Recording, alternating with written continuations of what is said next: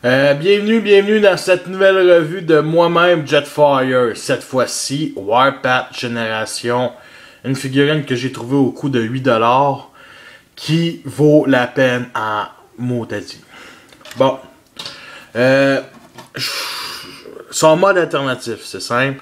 Signe Toadbo, ici. Une couleur très sombre, un rouge communiste russe. Vraiment, puis ici c'est écrit ZAO 333. Et l'autre bord, 4K49OW qui veut dire Capar. Bon, c'est quand même très bien détaillé pour une génération qui a sorti il y a un an à peu près. Un peu plus qu'un an. Ses armes, bien entendu, couleur, c'est lance-missile, l'autre lance-missile qui tire quand même très bien.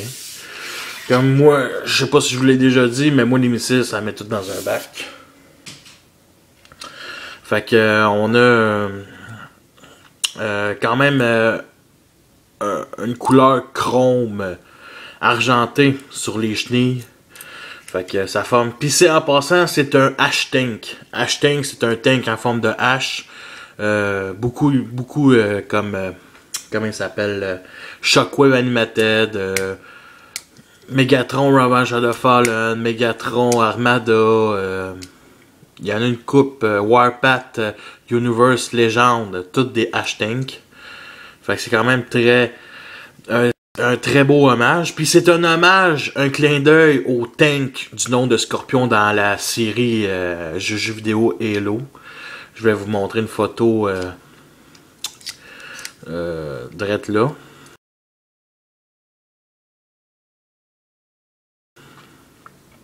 Bon. Ce qui est intéressant aussi, c'est qu'on peut mettre des Power Universe pour mettre des armes Universe comme la mitraillette de Straxus. Qu'on peut mettre ici. On peut tourner comme ça. Fait que ça, on a quand même très bien. C'est une très belle gimmick, ça. Le fait que toutes les armes se rejoignent finalement. Depuis Universe, c'est à peu près ça. Bon, c'est quand même dur de le sortir. Très intéressant aussi, c'est le canon. Tu fais ça, c'est comme ça serait en position de tirage. Fait que c'est bon. Ici, le cockpit est bien entendu là. C'est un tank terrestre, non cybertronien. Assez futuriste, là. Je pensais au début c'était un tank cybertronien. Non, cockpit ici. Pensez-vous vraiment que les cybertroniens ont besoin d'un cockpit? Non, pas vraiment. Fait que... comme je disais, très bien détaillé, les chenilles ici, les armes, lance-missiles ici, bien entendu, couleur, ici il y a des traces de noir, ici, couleur gris plastique pour les articulations. Le mode robot est extrêmement bien caché là-dedans, très bien caché, c'est pas comme si on montrait ça serait transformer un robot. Vraiment, se sont bien pris la peine de ça. Il y a peut-être le derrière ça qui est pas fermé où on voit les articulations des jambes, mais ça, il faut bien l'imagination pour penser ça. Fait qu'on a une très beau jouet mode alternatif. Bien entendu, je vais vous le comparer à son ami qui est pacifiste. Qui fait très bien la grandeur, je trouve. Warpath, je considère qu'il aurait dû être un Voyager ou même un leader parce que c'est un tank. Un tank, là, ça devrait toujours être plus gros. Comment ça s'appelle, voyons déjà. Beachcomber, le géologue. Fait que... très bonne comparaison. Bon. Bon, comme je vous disais, je vais commencer la transformation, mais... ce qui est intéressant, c'est que je l'ai trouvé à coût de 8$. Ça faisait un an que je le cherchais, puis... je me disais, il sortait pas au Québec... ça sortait jamais. Je me suis dit, je pense que ça va être comme Jazz, Génération, je le trouverai jamais. J'ai eu la chance d'aller au Winners en fin de semaine, des vacances familiales. J'ai eu la chance de trouver 8$. Très bon choix par contre. Ouais. Bon, on va commencer la transformation. Commencer tout de suite. On va commencer à transformer ça, le torse, comme ça. Ce bout-là, on le rétracte comme ça. On le rétracte comme ça. Déjà le torse. Les jambes. Comme ça. Comme ça. On le met comme ça. Parfait. Ce qui est intéressant avec les jambes, très bonne transformation.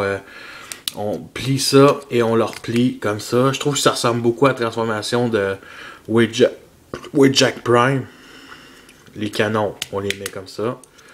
Les bras, c'est simple. On ouvre ça. On le déplie de même. On déplie le bras comme ça. Comme ça. Après, même chose l'autre bord. Comme ça. Après, on sort la main. On le replie comme ça. Bien entendu, une injusté, c'est le canon. On fait juste ça. Et il y a quelque chose qui lève la tête de Warpath.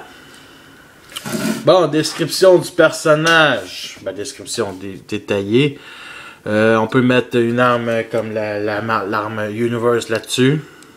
Comme ça. Fait qu'il peut transporter plusieurs armes. Je trouve très bien armé, Warpath. Très bien armé. Mais c'est où ce qui manque? Un canon. Pas un canon, mais une arme. À son bras. Parce qu'ici, ça peut utiliser un canon en mode robot. Lance-missile, lance-roquette. C'est quand même... j'aime vraiment beaucoup ce jouet-là. Ça vaut la peine. Achetez-le. Tank, ici, les couleurs, pièces grises. Un petit peu de chrome ici aussi. Fait que c'est sûr que si vous avez la chance de prendre la version japonaise, elle est plus belle couleur comme ça. Mais celle-là, elle vaut la peine. Vraiment. La tête n'est pas sur un bas-joint. Les yeux sont peinturés noirs. Regardez comment la tête est extrêmement détaillée. C'est vraiment la tête de Warpath aujourd'hui. Ils se sont pas niaisés. Ils nous ont fait faire un beau jouet. Figurine que je voulais il y a tant d'années, puis je l'ai eu. Ben, tant d'années. Je suis vraiment content. Là, ce que je veux qu'ils fassent, c'est qu'ils finissent les 2 premières saisons à Generation. Puis à date, si à l'heure de... Si on suit Hasbro, il s'occupe des jouets de Fall of Spartan. Fait que pour moi, je suis déjà content. Fait que c'est sûr que ça va être vraiment cool. Articulation, 360 degrés les bras. On tourne aussi pas les coudes, mais les épaules. 360 degrés comme ça. Articulation. Fait qu'une très bonne articulation. Puis comme ça, c'est assez tight pour qu'il soit comme ça. Il peut danser si on veut. Tu sais.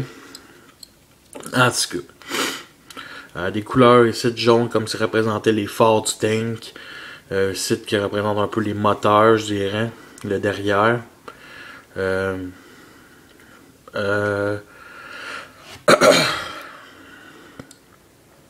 Pas d'articulation au niveau du torse, mais on peut les genoux comme ça. Fait qu'il peut une belle petite prise de dansant comme ça. Bon, moi j'aime pas trop ça.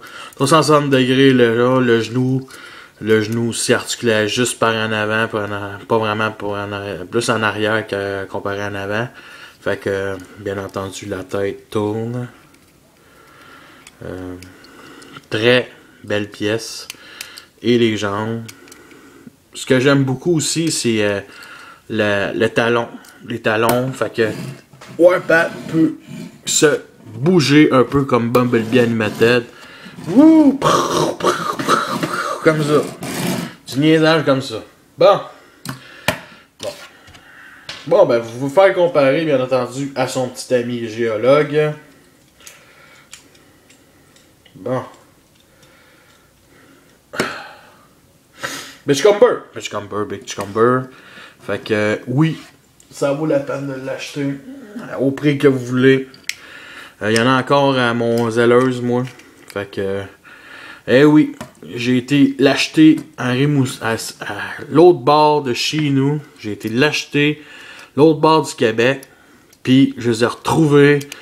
pas loin de chez nous. Fait que je les ai achetés pour rien. Ben non, c'était le même prix. Fait que vraiment bien détaillé.